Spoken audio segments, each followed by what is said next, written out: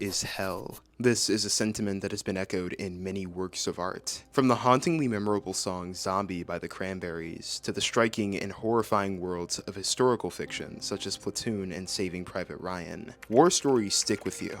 At least, the realistic ones do, because they reflect a part of humanity that, at times, can feel like something of a fantasy in and of itself. Real war is sparked by real hatred, real people dying on real battlefields, fighting for causes that they might not even believe in. But, in all honesty, that's not what I'm here to talk about. The realism of war stories has never been a point of interest to me, as I've never cared much for the realism more than I cared about interesting stories, a narrative that can compel me and keep me engaged. War is hell, but in fiction, it's absolutely brimming with potential for greatness. The average war arc in a series oftentimes serves as its most memorable, its most striking, because of the depth such an undertaking demands. War isn't just fought on the battlefield by the men with the guns, but is instead fought from many different angles. So many stories playing out at once, so many characters placed in situations where they have to grow and change with the world around them at a rapid rate, and all under the stress and misery that comes with everything falling apart around them. I don't think I need to spend much time explaining why I believe war arcs are amazing.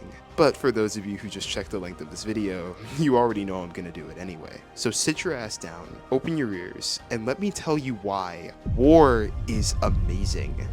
In fiction, of course.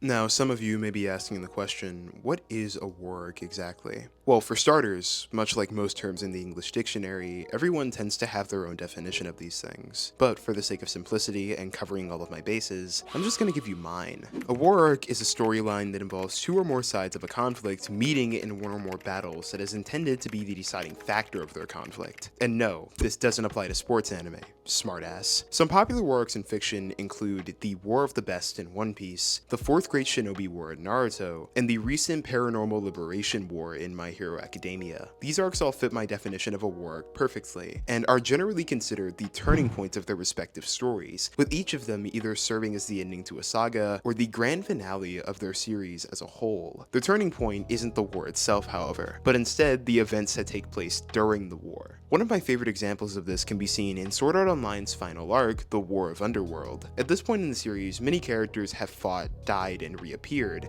but none have been as interesting or persistent as Bercoli, the wise old man character of the arc up until this point. With such a large war, fights are happening on all fronts, and every character is getting some sort of time to shine, except for this man, who's managed to fight absolutely nobody important before this. But when he's faced with the main villain of the arc, Gabriel, we as the audience know shit's about to go down, and we're prepared for the worst. Except, as the fight goes on, and on, and on, the animation gets better. The music swells, and Bercoli is actually holding his own.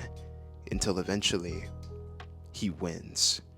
I mean, yeah, sure, he dies, but he takes Gabriel with him, and all before Kirito— okay, fine. Gabriel just respawns with a different avatar and picks up where he left off. But the fight was still amazing, and when I first saw it, it had me on the edge of my seat. A side character fighting the main villain in basically full power and winning is something unheard of in basically any series. And this leads me to the main reason I love war arcs. It forces the creator to break convention and gives the side characters their chance to shine. As I said earlier, wars are often fought on multiple fronts, different characters with different motivations operating at different levels. Hell, in most arcs like this, it's common for fanbases to argue over who the main villain even is half the time. And while this may not apply directly to SAO because SAO fucking sucks, it is something any new writer could stand to learn and attempt to apply to their war arcs, enriching their narrative as a result, and in general, increasing the versatility of their work.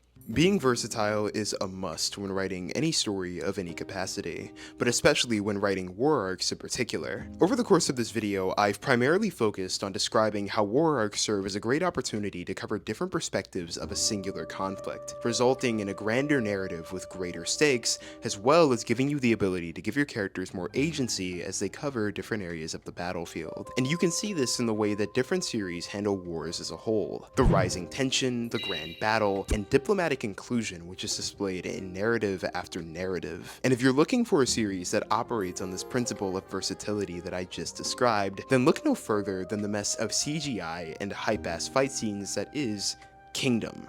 Following the exploits of Jin, a young boy who wants to become a great general, and Yin Zhang, who wants to unify all of China, Kingdom is a series where every arc is a war arc, and following that principle, it aims to cover both the diplomatic and combat-heavy sides of warfare as a whole. Both of the leading protagonists of the series operate on different levels of the playing field, with Ying being a diplomatic king with slight fighting ability, and Jin being a combat prodigy, standing toe-to-toe with some of the strongest assassins in the first arc alone. The battles in Kingdom are large and sweeping as I described, and more than anything, it feels like you're watching a war take place every single arc. Important characters die, and you as the audience are forced to move forward with the main characters, watching them as they struggle with the realization that war waits for nobody. There's a really interesting scene in the first arc that cements this sentiment, prompting me to keep watching in the first place. In the aftermath of a battle, Jin finds himself carrying a wounded soldier down a hallway, and as he bleeds out, Jin is naive enough to strike up a conversation with the man, still operating under the false,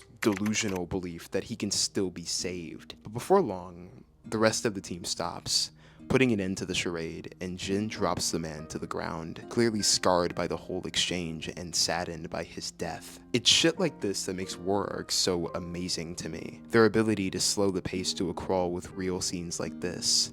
This doesn't impact the arc in the slightest, and Jin himself doesn't even mention the whole thing after it's over, but it sticks with you, the audience, as you realize that this is likely an occurrence that is all too common on the real-world battlefield. The denial of death, the fear of letting go, and the realization that you're just another soldier, and that you or your friends can die at any moment. Horrifying, isn't it? The revelation that at the end of the day, we're nothing but humans.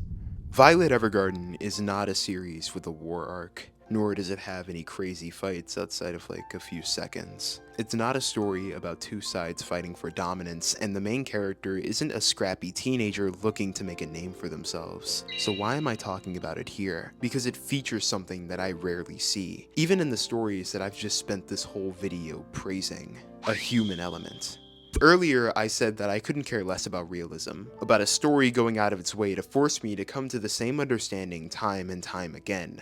I know this shit is really happening. I know people are really suffering, and your story won't be the first or the last to tell me. But Violet Evergarden doesn't try to shove that message in my face. Instead, it plays it straight, and it encourages you as the viewer to embrace the human perspective. Violet Evergarden is a series that follows Violet, an auto-memory doll who, in the aftermath of war, finds herself becoming a ghostwriter for the people who wish to express themselves through the written word. The series covers topics such as war, trauma, empathy, and most importantly, humanity.